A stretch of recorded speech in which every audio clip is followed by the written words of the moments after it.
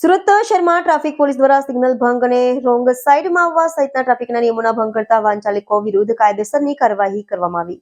સુરતમાં પોલીસ દ્વારા લોકોને ટ્રાફિક નિયમો પાળવા અપીલ કરવામાં આવે છે. દરમિયાન આજે યુનિક હોસ્પિટલ પાસે પોલીસ દ્વારા સિગ્નલ ભંગ, સ્ટોપ લાઇનનો ભંગ, રોંગ સાઈડમાં વાહન ચલાવવા સહિત ટ્રાફિકના નિયમોનો ભંગ કરતા વાહન ચાલકો વિરુદ્ધ કાયદેસરની કાર્યવાહી કરવામાં આવી હતી. આ ઉપરાંત પોલીસ દ્વારા વારંવાર હોર્ન વગાડવાતા હોય ઉપરાંત મોડિફાઈડ સાયલેન્સ રાખતા હોય વાહન ચાલકોને જાગૃત પણ કરવામાં આવ્યા.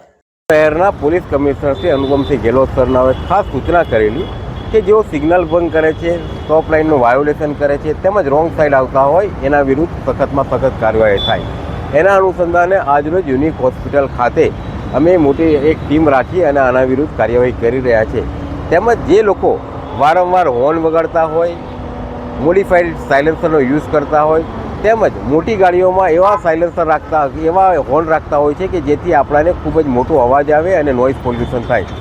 આવા લોકોને અમે જાગૃતિ અભિયાન કરી રહ્યા છીએ અને તેઓને ફ્લેક્સ બેનર દ્વારા તેમજ લાઉડ સ્પીકર સિસ્ટમ દ્વારા એ લોકોને અમે એક મેસેજ આપીએ છીએ કે બિનજરૂરી હોર્ન ન વગાડો જેથી નોઇઝ પોલ્યુશન અટકાવી શકાય. સર, જે મોડિફાઈડ સાયલેન્સર છે એ લોકો સામે કેવા પ્રકારની કાર્યવાહી કરવામાં આવે, કેટલી દંડની વસૂલાત છે? એ લોકો મોડિફાઈડ સાયલેન્સર હોય છે એમને મોડિફાઈડ સાયલેન્સર નીકાળી દઈએ છીએ અને એને આ જપ્ત લઈ અને એને હરાજી તકનું ઓપ્શન છે અને એને નષ્ટ પણ કરીએ છીએ.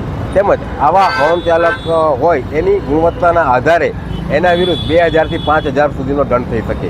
હમણાં સુધી કેટલાના ચલાન આપવામાં આવે છે દંડ? અત્યાર સુધીમાં ગઈકાલે અમે લગભગ 2300 સુધી લોકોને દંડાત્મક કાર્યવાહી કરી છે.